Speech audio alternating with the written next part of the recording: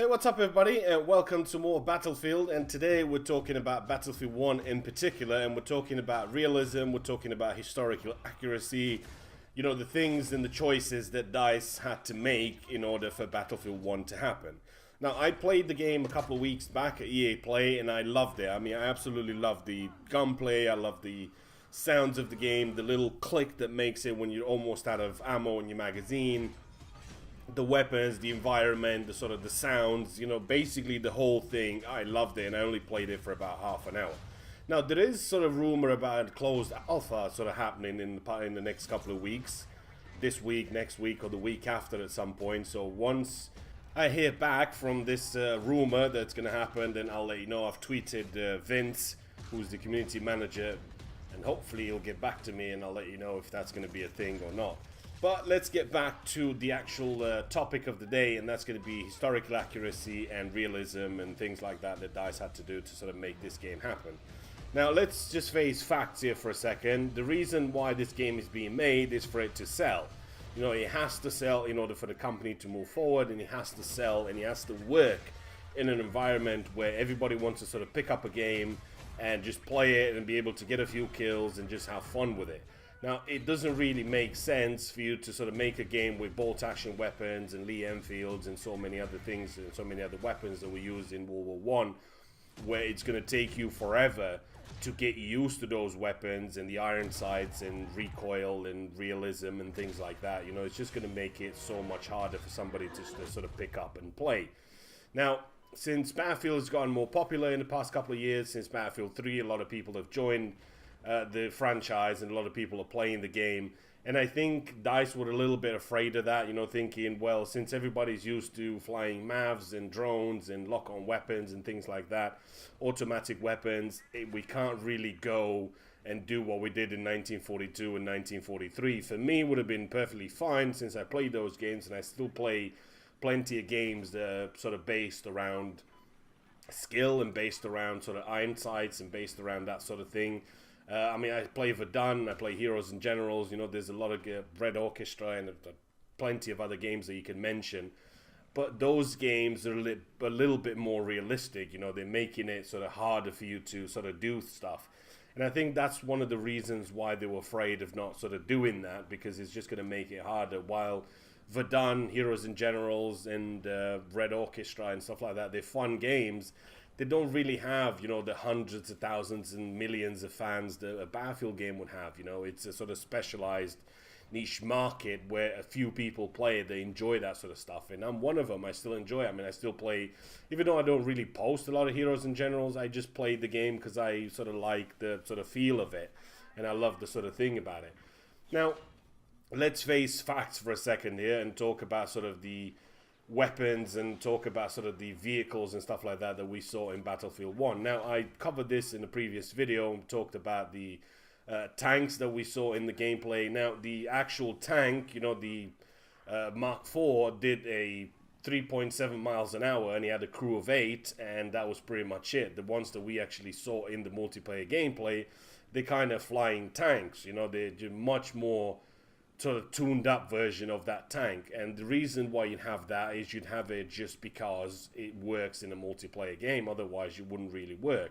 Same thing with the weapons. While chances are some of these weapons were invented in World War One, 99.9% of these weapons never actually saw service in the war by sort of your regular Joe, because they were just in the testing phases, and they're just so limited that nobody really used them. You know, most of these automatic weapons and so many other things that we saw in Battlefield 1.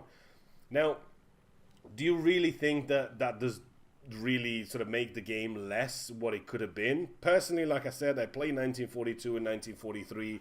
I would have loved to see that happen. I would have loved to see a huge World War One game that we're going to talk about for years. It'd be like the next Bad Company 2 that 6 years on people still talk about. But then again, I played the game, as I mentioned earlier on, and I loved it. I loved everything about it.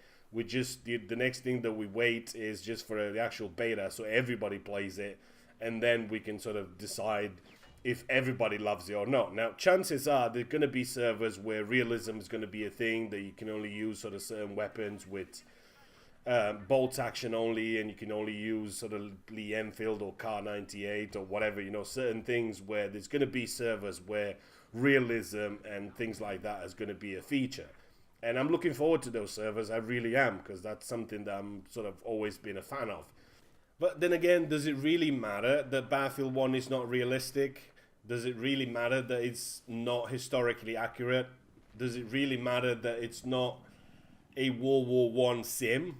To me, it doesn't really matter, because at the end of the day, what you really want is a fun game. You want somewhere where you can come in with your buddies, have a bit of fun, get a few kills, do a bit of troll or whatever that you do with your friends, and that's pretty much it. And at the end of the day, that's what a game should be all about. It should always be about fun. And I think Battlefield 1 is going to be a fun game based on the decisions that they made. Before sort of we saw the gameplay and we played it, there was a guy that said he's worked on Battlefield 1 for a while, and everybody was sort of pitching him ideas from DICE. He was an EA guy. And he said they kept coming for years to me saying, oh, this is the next game, this is what we're going to do. And they kept pitching in Battlefield 1. And he always said, no, it's never going to work. Now, the reason why that's probably would never work is because they would have said, well, it's going to be all bolt action, it's going to be skill, it's going to be harder for you to sort of get used to the game.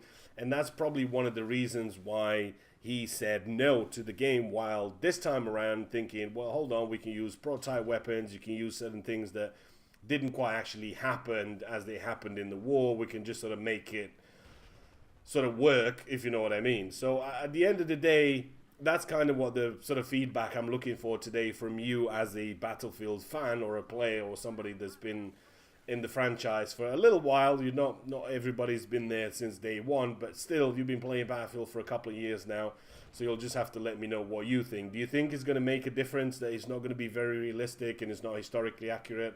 Or do you just think, I'm happy with what I've got, I'm sick of modern bullshit, and I'm just happy that we're finally getting a World War One game by a AAA company. It's going to be awesome. It's going to have tons of DLC, tons of weapons. It's going to be cool as hell. And I'm just going to be happy with that. Now, if you really want to sort of dig deeper into World War One and things like see where Battlefield 1 sort of going wrong about it and things like that, then you should just check out the Great War channel. I've mentioned him before. It will tell you everything you need to know about Battlefield 1 and where it's right and what it's wrong and all that sort of stuff. So, yep, that's it for me for today. Hopefully you guys have enjoyed it. Give it a thumbs up, and I'll see you in the next one.